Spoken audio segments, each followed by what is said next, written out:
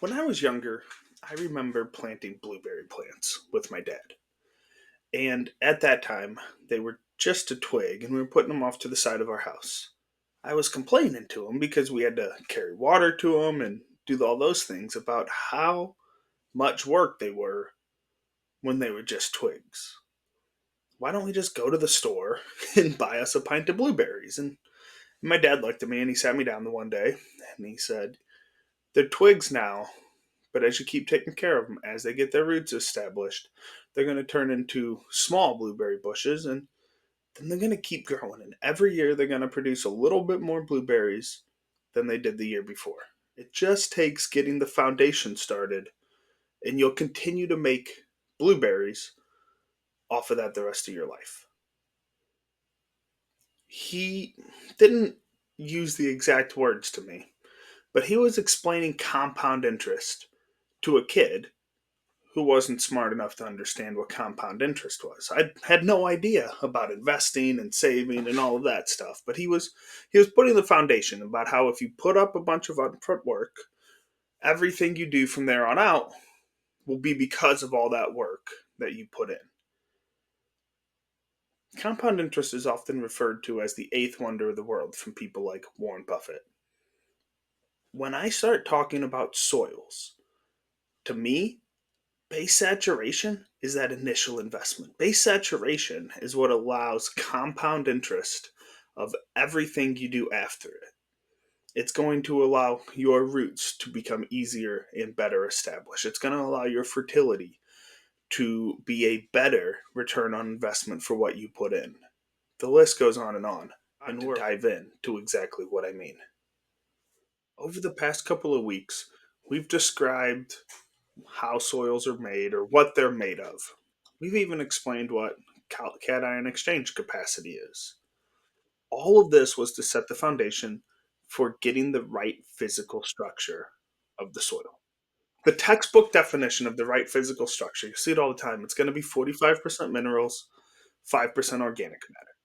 And then the other half is going to be 50% pore space, with half of that being water, half of that being air. Now, if you don't have 5% organic matter, and I've actually never seen a field that does down here, you say you have 2% or 3%, you're just going to want the rest of that to be filled up with the minerals. So 47 and 3 or 48 and 2.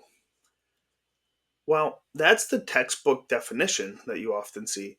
I've never seen a plan outlined on how to get there. To me, the only way you can get the right physical structure for your soils is to have the right chemical structure in your soils. The way we measure the right chemical structure is through base saturation. When you get your soil sample back and you see base saturation, the numbers we're looking for is going to be between 65 and 70% for calcium, 10 or 15% of magnesium, 3 to 5% potassium, and 8 to 10% hydrogen. And that'll give you the 10% hydrogen gives your pH around 6.3.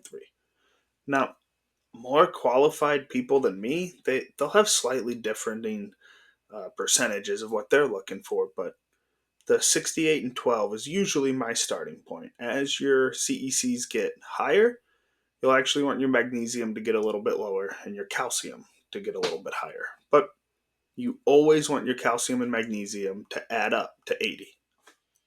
The reason we focus so heavily on calcium and magnesium when it comes to soils, especially the base saturation when we're lining it out, is those two are directly responsible for getting you your soil structure. Calcium, in particular, it's carrying the bigger part of the burden. Calcium is what's going to promote flocculation inside your soil, and that's going to be what gives you your pore spacing. Magnesium does it to some extent, but if you're going to get too high or you do get too high on magnesium, it can do the opposite. It's going to create your tighter soils.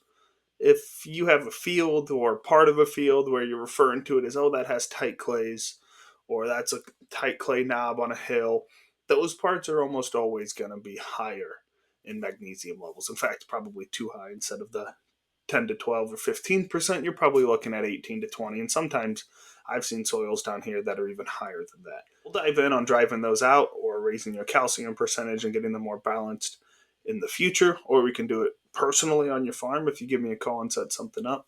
But for now, we're just looking at making sure our calcium and magnesium levels are balanced at 68-12 for that pore structure. Because the reason we're looking for that kind of pore structure within our soils is it's going to allow for easier root penetration. Now, roots are nomadic wanderers, especially those little root hairs. They are always looking for the path of least resistance. And we try to create that path of least resistance and make it the easiest we can on those plants, especially because we need them to absorb some of these immobile nutrients like a phosphorus. The other reason, and probably the more important reason, is it creates better air holding capacity. Everything in the soil needs to breathe oxygen. This includes the millions of microbes that are crucial to your plant survival. In fact, it's probably better if we look at those microbes as your plant's stomach. Most nutrients need to be broken down before they can be absorbed by the plant, and it's those microbes that are doing that. Dr. William Hallberg did used to say that your plants have the ability to absorb nitrogen in the ammonium form when the plant is small, but that it becomes unable to keep up as it hits growth stages where it needs large amounts of N. Most nutrients, so that means you need those plants there ready to move your ammonium into the nitrate form about the time that your plants need it, which is the V6 to V8 stage, right before it seems to take off. Since everything needs oxygen, it's our job to make sure we're providing that. Lucky for us, nature has some incredible ways of making our job easier. As those microbes breathe in oxygen, they release carbon dioxide. While in the atmosphere, oxygen levels are usually around 21%. In the soils, they're almost always lower. In fact, they are usually in the teens and sometimes as low as 15%. And that's going to limit your microbial growth. On the same line, carbon dioxide levels in the atmosphere are around 26 hundredths, but in the soil they're much higher, usually between 2 and 4%.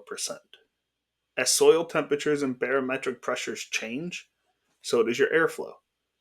You can imagine warmer soils expanding and pushing the air upward during the day and contracting and pulling in fresh air during the night as temperatures decrease. This is going to have a dual positive effect.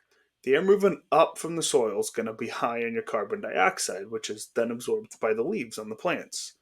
And the fresh air that's pulled down into the soil, it's going to be high in oxygen, and then that's going to be used by your microbes, allowing their numbers to remain high.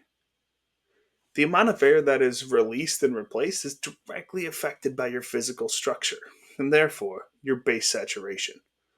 While air will always want to diffuse to an equilibrium, soils not balanced, they can restrict that ability. One other way that oxygen levels can be increased, it's going to be through rainfall. Rainwater absorbs a lot of oxygen as it flows through the air. The plants and microbes can then use this increase in oxygen levels. Your rainwater can actually push out lower oxygen levels, assuming there's no compaction layer further down, and then that's going to be replaced with higher oxygen level air. And since your microbes are breaking down your fertilizer, the higher levels we have, the better return you will get on those. Next week, we're going to walk through some examples of what different base saturations look like and how, if we made our liming recommendations off pH, just how much of a mistake we could be making. Thank you.